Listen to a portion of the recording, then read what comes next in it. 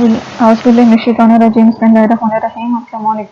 To shining stars academy physics class 9 unit number 4 dynamics 2 जिसका topic 4.6.5 fluid friction है। आज हमारा जैसे हमने बोला कि जो भी चीज़ें हैं जिनमें भी मोशन होता है उनमें कोई ना कोई ऐसी फोर्स होती है जो उसके मोशन को अपोज करती है, उनके मोशन को रेजिस्ट करती है और वो क्या कहलाती है, फ्रिक्शनल फोर्स कहलाती है। इसी तरह फ्लूइड फ्रिक्शन वो फ्रिक्शन होती है जो फ्लूइड के मॉलिक्यूल्स के बीच में होती है, या फिर हम ऐसे कह सकते हैं कि जब भी किसी भी फ्लूइड में कोई ऑब्जेक्ट मूव कर रहा होता है, जैसे एयर एक फ्लूइड है, ठीक है, तो इसमें जो भी ऑब्जेक्ट जब एयर में मूव कर रहा होता है तो एयर एक रेजिस्टिव फोर्स उसके ऊपर एक्सर्ट करती है, वो क्या कहलाती है, उसकी फ्रिक्शनल फोर्स कहलाती है। ठीक है, अब यहाँ पे फ्लूइड फ्रिक्शन को हम फ्लूइड की वजह से जो फ्रिक्शन प्रोड्यूस होती है उसको हम ड्रैग फोर्स भी बोलते हैं। ड्रैग फोर्स को कैसे डिफाइन किया गया है, when an object moves through a fluid. ठीक है, जब कोई भी ऑब्जेक्ट फ्लूइड से मूव कर रहा होता है, फ्लूइड ऐसा मीडियम है जो फ्लो कर सकता है, जैसे वाटर इज अ फ्लूइड।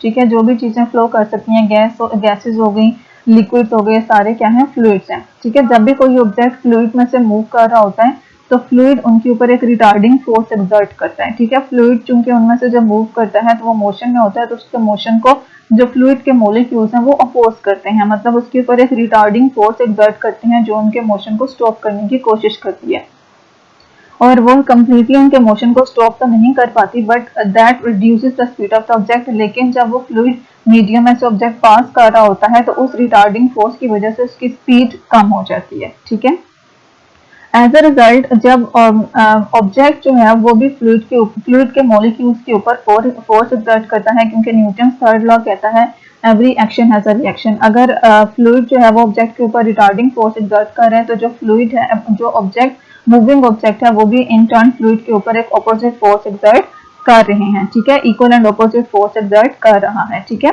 और this retarding force experienced by the object. ठीक है, ये रिटार्डिंग फोर्स जो ऑब्जेक्ट एक्सपीरियंस करता है while moving through a fluid, जब वो फ्लूइड में से मूव कर रहा है तो उसको हम क्या बोलते हैं, drag force, which is the result of fluid friction, जो किसका रिजल्ट है, फ्लूइड फ्रिक्शन का। फ्लूइड फ्रिक्शन वो फोर्स है जब ऑब्जेक्ट फ्लूइड में से पास कर रहा हो तो जो रिटार्डिंग फोर्स उसके ऊपर फ्लूइड एक्सर्ट करता है वो क्या कहलाता है, फ्लूइड फ्रिक्शन कहलाता है।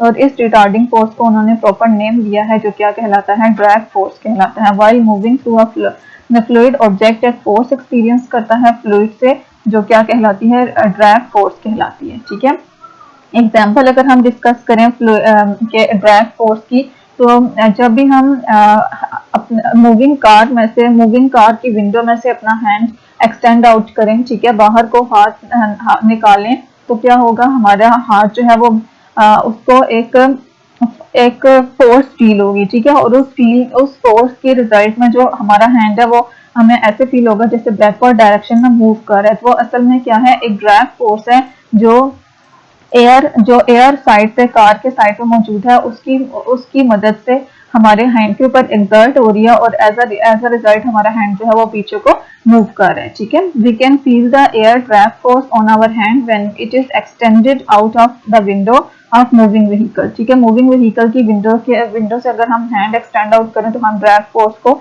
एयर की ड्रैग फोर्स को फील कर सकते हैं। This force increases with the speed of vehicle, और जो ड्रैग फोर्स है वो स्पीड ऑफ व्हीकल के साथ बढ़ती चली जाती है, and decreases by reducing the surface area of hand facing the air flow. ठीक है, मतलब व्हीकल की कार अगर मूव कर रही है तो उसकी स्पीड बढ़ाने से ड्रैग फोर्स भी बढ़ जाएगी, लेकिन अगर हम हैंड के सरफेस, मतलब हैंड अगर पहले हमने वर्टिकल रखा है, अब उसकी हम ओरिएंटेशन को चेंज करके हॉरिजॉन्टल कर दें तो उसका सरफेस एरिया जो एयर को फेस कर रहा है, एयर फ्लो को फेस कर रहा है, वो क्या हो जाएगा, कम हो जाएगा। लेट्स सपोज पहले हमने हैंड इस तरह से रखा हुआ है, ठीक है, अब हमने हैंड को इस तरह लिटा दिया है, हॉरिजॉन्टल फॉर्म में रख दिया, तो पहले इतना ज्यादा सरफेस एरिया था जो एयर के फ्लो को अपोज कर रहा था। ठीक है, ये एयर फ्लो था, तो एयर फ्लो को मैक्सिमम एरिया मिल रहा था कांटेक्ट के लिए, लेकिन जब हमने उसे हॉरिजॉन्टल कर दिया तो अब जस्ट कितना एरिया मिल रहा है, उससे थोड़ा सा एरिया मिल रहा है। इट मींस कि अब उसकी जो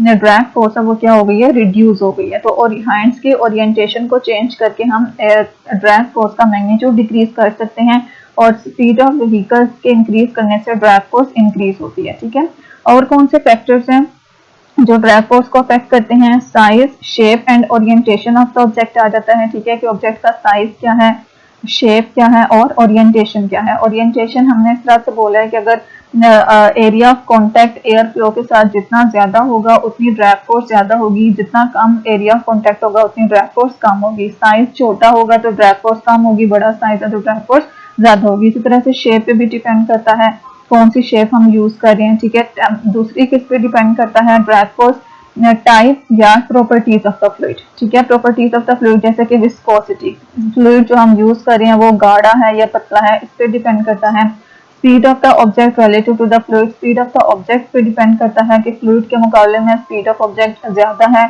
या कम है। अगर स्पीड ऑफ ऑब्जेक्ट ज्यादा है तो ड्रैग फोर्स ज्यादा एक्सर्ट होगी, अगर कम है तो ड्रैग फोर्स कम एक्सर्ट होगी। तो ये वो फैक्टर्स हैं जो ड्रैग फोर्स को अफेक्ट करते हैं। यहाँ पे हमने एक ड्रैग फोर्स की एग्जांपल पढ़ी जो कि हमने हैंड के ऊपर हैंड के रिलेशन से पढ़ी है। ठीक है, फिर हमारे पास है drag force and free fall motion.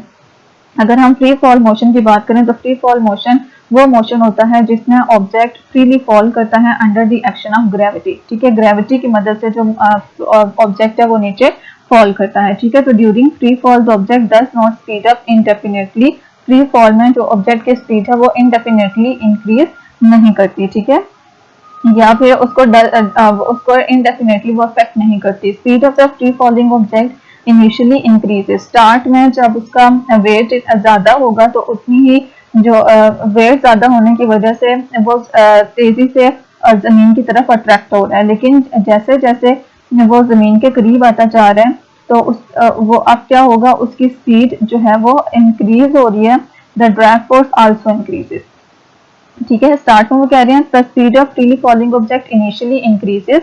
Initially जो फ्रीली फॉलिंग ऑब्जेक्ट है वो उसकी स्पीड इंक्रीज करती है because of the weight of the object. Weight of the object की वजह से उसकी स्पीड इंक्रीज करती है। But as the speed increases, लेकिन जैसे जैसे स्पीड इंक्रीज करेगी drag force also increases slowing the object down. ठीक है, जैसे स्पीड इंक्रीज करेगी उसके वेट की वजह से तो इट मींस कि उसके ऊपर ड्रैग फोर्स जो एक्सर्ट हो रही है वो भी क्या होगी, इंक्रीज हो जाएगी। और ड्रैग फोर्स एक रेजिस्टिव फोर्स, एक रिटार्डिंग फोर्स है जो ऑब्जेक्ट के मोशन को स्लो डाउन कर देगी। तो इस वजह से उसकी इनिशियली उसकी स्पीड क्या होगी, ज्यादा होगी, हाई होगी, लेकिन जैसे जैसे उसकी स्पीड बढ़ती जाएगी उसके ऊपर ड्रैग फोर्स एक्सर्ट होती जाएगी और ड्रैग फोर्स की वजह से उसकी स्पीड स्लो डाउन हो जाएगी। ठीक है, और एक पॉइंट ऐसा आएगा where both the weight and drag force become equal. एक पॉइंट ऐसा आएगा जब वेट और ड्रैग फोर्स इक्वल हो जाएंगे और उस वक्त हम बोलेंगे कि जो बॉडी फ्रीली फॉलिंग बॉडी है वो ट्रांसलेशनल इक्विलिब्रियम में है, डायनामिक ट्रांसलेशनल इक्विलिब्रियम में है, क्योंकि अब उसकी स्पीड क्या हो गई है, कांस्टेंट हो गई है। ठीक है, अब वो एक कांस्टेंट स्पीड के साथ फॉल डाउन कर रहा है और इस स्पीड को हम क्या बोलते हैं, टर्मिनल वेलोसिटी बोलते हैं। टर्मिनल वेलोसिटी जो डाइवर्स की एक्सेलरेशन है वो जीरो, टर्मिनल वेलोसिटी एक कांस्टेंट वेलोसिटी है और एक्सेलरेशन तब प्रोड्यूस होती है जब वेलोसिटी चेंज हो रही हो। तो टर्मिनल वेलोसिटी चूंकि कांस्टेंट है इस वजह से एक्सेलरेशन यहाँ पे क्या होती है, जीरो होती है। टर्मिनल वेलोसिटी को हम डिफाइन कैसे करते हैं, the constant maximum velocity that is attend and maintained. ठीक है, हमने क्या बोला है कि एक पॉइंट ऐसा आता है जब वेट ऑफ द ऑब्जेक्ट और ड्रैग फोर्स दोनों एक दूसरे के इक्वल हो जाती हैं और हम बोलते हैं कि बॉडी केस में आ गई है, डायनामिक ट्रांसलेशनल इक्विलिब्रियम में आ गई है।